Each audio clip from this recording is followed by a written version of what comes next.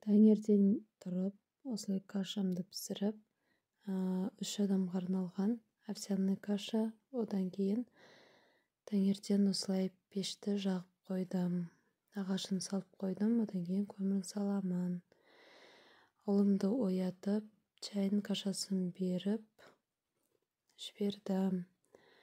Одан кейін түске қарай осылай нан елеп қойған болатын, қамырды жайып, қатпарлы нан пісіріп қойайын дедім. Осылай жайып, майын жағып, орап, салфанға салып қойдым. Екіншісін жайып, тура солай орап, холодильникке сала тұрдым. Холодильникке көп қойған жоқпын, 5-10 минут қана. Пергамент бумаганың үстіне осылай жайып, қатты қалың да емес, жұқа да емес етіп жайып, пісіріп алдым.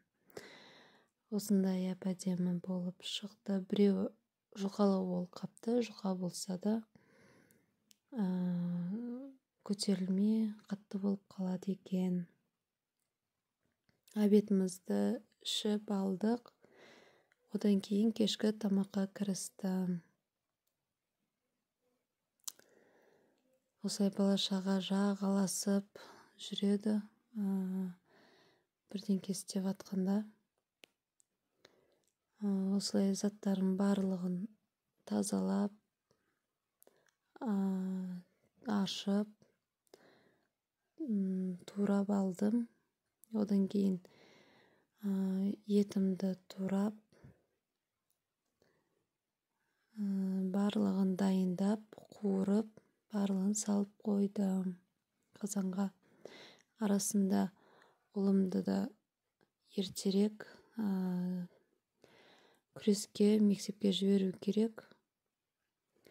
Заттарды нақ түсініп отырған шығарсыздар, қандай тамақ жасап атқанымды.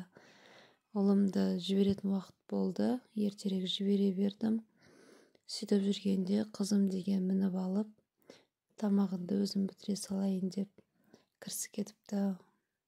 Қызымды жерге түсіріп, барлығын қуырып қойғаннан кейін, мына жерді пылесостап шықтым. Бір-бір қоқым болып шашылып кетіпті. Қызым осылай пылесоста қасында ойнап, әрі тартып, бері тартып, жатып, осы ойнап жүреді. Алдында шай ішкен жаңағы ыдыстардың барлығын жинап, жуып қойдым. Өстіп жүргенде кеш те батты. Сау болыңыздар.